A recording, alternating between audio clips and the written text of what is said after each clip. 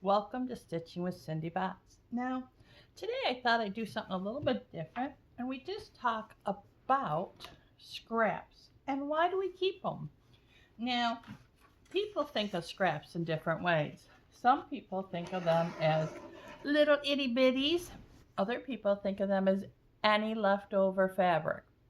Now, for me, um, the reason I save my scraps is because of a lot of different reasons when it comes down to it, but the main reason is money, money, money. Fabric and supplies are just so expensive right now.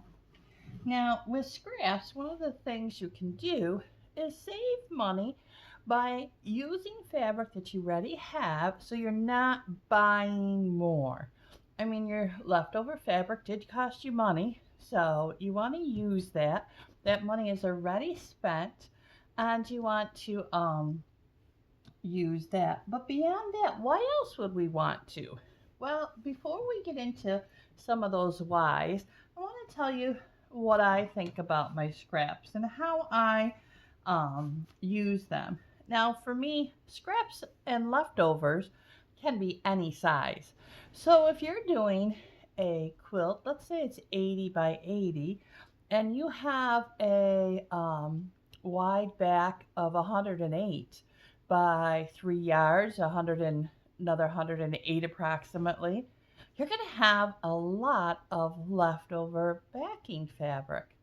That backing fabric is wonderful for backing small projects, table runners, pot holders, so many things. So I still keep that in my leftovers, or as some people say, they're scraps. Um, if I would have to go out and buy backing for those smaller projects, that would add up. So there's a savings there. So I would keep that. Um, Now, when I have just miscellaneous material, I've been very thankful that people have been giving me material. I've asked for people's leftovers. You know, a lot of people get fabric from a deceased relative or a friend who can no longer sew for different health reasons, just a variety of things. They're downsizing, moving to a small apartment, and they're willing to give you things. So I'm very thankful for that. So I have different ways of sorting my gifts, their leftovers, my gifts. And I start by looking at the yardage. If it's a big piece of yardage, I measure it, put a tag on it that says, that it's 20 inches by width of fabric. And I tag it, put it use my littlest sit, oh, safety pins, sorry about that, my littlest safety pins, and I pin a little tag on it so I know when I go to do a project and I want a backing or I want a big chunk of fabric for zipper pouches or tote bags, I don't have to remeasure everything. I could go through, see something I like, look at it, and I can tell, yes, that's enough fabric or no, it's not. So I sort my fabric first by yardage. If it's a yard or more, I tag it, put it on, even if it's a half a yard. So I save mine by yardage, yard and up, and then I save by half a yard up to a yard. Um, and I save by fat quarters. So I will take a piece that's, fat quarter is usually 18 by 22. If the piece I have is 20 by 25, I will cut that into a fat quarter and put it in a basket or a bin that is for fat quarters. Now, I like the little mini plastic dressers with the drawers, and I tag the drawer strips, fat quarters, whatever I'm collecting. Now, for me, that's how I do it.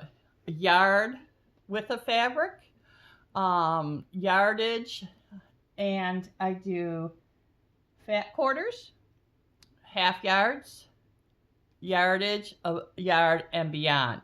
I also do 10-inch squares.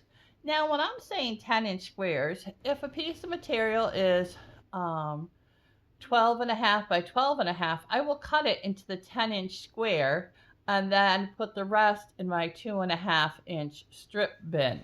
Now, I'm not going to cut a 10 and a half or a 10-inch square if I can get multiple 10s out of a strip. So if the strip, the leftover I have, can get several of them, I'm just going to cut it to the width and then put it in my bin that way. And when I go to make my project, I will cut it down into the square. So I like to keep things in the strip if I can, with the fabric strip or a strip that's length is multiple of what I'm going to cut it into a square for. So I do that. And then the scraps that are just leftover pieces like this, I used to cut them down into squares. Now I'm cutting things down by strips because I just find it easier. If this is close to a 4.5 by a 4.5, just cut it by a 4.5 and put it in the strip bin. When I go to do a project, then I'll cut it down into a square. Now, if the pieces are too small to do the strip method, then yes, I will cut it into a square and have a bin or a basket that is just for squares. The other thing I do is I don't keep things that are less than a 1/2 inch for sewing. I can save those for stuffing if I have a stuffing project coming up, but otherwise I really don't. Some people do sort by color. Some people cut things into shapes. I do store my trimmings that are half square triangle, the little triangles. I do save those. Again, I put them in a zippy bag in one of the bins or the baskets and keep them for the next project. All right. And then why do we want to have this collection of scraps? Well, when you have this collection of scraps, you can save money by not having to go out and buy more fabric. Some of your leftovers, now this is someone's leftover. This is big enough to do a lot of things with. You can do a zipper pouch with this. And if you're not really comfortable doing zippers, this is a great time to practice. You can use your leftover material or your gifted material that someone has so kindly given you to practice that skill of doing zippers. So that's one of the reasons that you want to keep your fabric, is to practice your skills. All right. And by practicing those skills, you don't waste your really good expensive material that you've been saving for that very cherished project, and you can practice that skill and not have so many mistakes. So you save money by not buying more. You save money by practicing things with fabric that's not in the project, that's already been paid for, was used in a different project. You're not gonna run out of something. So for a new, like a sampler project or a new block, a new technique you're using, if you make a sample block using your leftover fabric, now you don't run quite the high risk of, oh, I cut that wrong, I sewed it wrong, and now I'm running out of my fabric and I have to go to the fabric store, and what if they're sold out, especially if you bought that material a year or two ago, most likely they're not going to have it. So practicing blocks and techniques that you haven't done before, patterns you haven't done, by practicing that with your scraps, your leftovers, you really are saving yourself frustration and time by not having to go back out, search for that material, find out that it's not there. Yeah, there's a lot of things like that that really helps you save that expensive, wonderful colored material that you have by creating practice blocks and just working through your pattern that way. Another reason that you want to have your scraps is so that you can practice your colorways. Now, with the donation I got here, this gift, I can practice. Oh, look at this has yellow and blue and dark blue. What does it look like if I put another blue or yellow there? Oh, does it clash? Does it blend well? What about this green? How does that go? And you can think about adding, well, what if I added a darker blue, a different blue? How does that go? And you can practice some of that color theory without using your good fabric and just get more comfortable when you do go to the store, knowing which colors blend on the color wheel and which ones clash really bad, and just have that confidence that you've worked on that. You can also practice different design layouts if you want to make a small table runner or wall hanging using the log cabin block. There are different log cabin block layouts, and you can make a smaller project before you make the large to see if you like the barn raising or another style. You can also do the log cabin that's got the curve to it and just see how that looks in a small project before you tackle the big one. So just to get your planning together and know what you want to do, especially again, like with the color theory, do you want all light fabrics in your log cabins on one side and darks on the other? Do you want your background light fabrics to be all white, all yellow, or do you want to mix and match it? It just gives you a chance to play with that color and see what you're doing without another added expense. Another thing to save yourself some money and some time is creating small projects throughout the year. Zipper pouches, little things that can be gifts, little table runners and things. And you can make those throughout the year. Let's say this year you made a whole mess of Christmas stockings, but you have a lot of Christmas material now left over from that. Well, you can start planning ahead and make some table runners, some pot holders or something for gifts for teachers, mailman, however, out of that fabric, and save yourself some headaches when it gets closer to that holiday and you're like, oh no, I gotta make something for, great Aunt Betsy or whatever. You can have some projects already done, and again, you're saving yourself frustration, time, and money. The other thing is there are a lot of what I call stressless projects that you don't have to really worry about matching up seams and things. I'm thinking about like the potato block, crazy quilts, Addy machine strips, and you can do all of that sewing while you're watching a good movie and you have a cup of tea or a glass of wine, whatever you prefer, and just relax and enjoy the experience of sewing, handling the fabric, experiment with different fabric types that you picked up places. Another place to get good cheap material is, look at like the Goodwill and the thrift store for when you want to make something, to test out a pattern, to test out a block.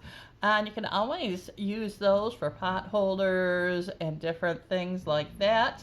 You can even make a quilter wall hanging out of all your leftover blocks and things. So that stressless sewing really is great. And adding machine tape things. When you do your Addy machine projects, your strips, your little pieces are about 2.5 inches by whatever. And that really will help eat up that pile of little minis. The other thing is, a lot of time people say, I've just lost my sewing mojo. I'm just not into it. I don't want to tackle big projects. I don't have the time. I don't have the energy. Well, go to your scrap bin and just start sewing things together like a crazy square block, or, those Addy machine blocks and things like that, and just play with your fabric. What do you have to lose? That's already been paid for. And if it's the smaller pieces like this, just grab a piece and sew another piece together. You don't have to think about, oh, those colors clash and things. Well, you're just making something to sew and just to relax, and you can use it as a pot holder, a placemat. You can use it as a casserole, hot pad on your dining room table, something that's going to get spilled on and dirty, and you want to save your fancy, nice, pretty holiday fabric and things. Not for everyday use where you're going to be, staining it. So again, this really helps. The other thing is sometimes I'll get material that's very thin. I don't want to use a very thin piece of material in my quilt, but I sew two of those together and it's just fun, relaxing, make a block, and just enjoy your time at the sewing machine. The other thing is if you want to start creating some of your own patterns for blocks, get out the graph paper and start playing with your scraps and see what you can make yourself without following somebody else's pattern, or alter their pattern using that graph paper and change the size and see how you like it by using your scrap leftover fabric first before you say, oh, I love that block, and then you see how many Y seams you have and you're like, forget it, but you've bought all this great material. So try it out. And then the other thing is, besides that sewing mojo and keeping your motivation going, sometimes you only have half an hour to sew, and by the time you get the big project out, you remember exactly what you were doing and what you had to do next. Your time's over. If you have a little project like you're gonna make a 4 patch or a 9 patch with your scraps, you can cut them out one day, come back the next day, and just sew a simple thing. Just to get in your sewing room, your sewing space, and enjoy the time that you have. The other thing is, I don't really like the quilting part. I'm more of a piecer. So for me to have these small projects made with scrap, I can practice my quilting, become more confident, especially that free motion quilting, whether it's freestyle or it's using the templates, just getting control of how to move that fabric and things can be something you really need to practice. For some people it seems to come faster and easier. For me, it's harder. So straight line quilting's fine with my walking foot, but that free motion, really I need to practice that. So I don't mind doing the pot holder or the placemat or the little table runner or the table topper with scrap fabric, leftover backings, even your batting. You can do Franken batting. You have little pieces of batting and you sew them together and you make the bigger piece to fit what you're doing. Again, so you're not throwing money away. You're using it. You're building your skills. You're getting more confident in your abilities. The other thing is, right now, I've been hearing a lot about how much the landfills and different places are just full of textile material. So if I can get that material at the thrift store, I can have friends give me their unwanted things and I can use it. I really feel like I'm doing a little bit towards the environment, saving the planet type thing. Yeah, it's not a lot, but if each of us does a little, it does add up, and I think that makes me feel good. So I hope you have a great day. I hope you enjoyed this little discussion. Let me know if you like these kind of videos where it's more of a podcast type thing, where I just talk about a subject that's been on my mind. You have a great day. Enjoy your stitching and your quilting. Please let me know if there's something that you'd like me to see recorded, and I'm trying to put up more videos and stuff than what I've done recently. You have a great day now, and like, subscribe, tell your friends. Have a good one. Bye bye.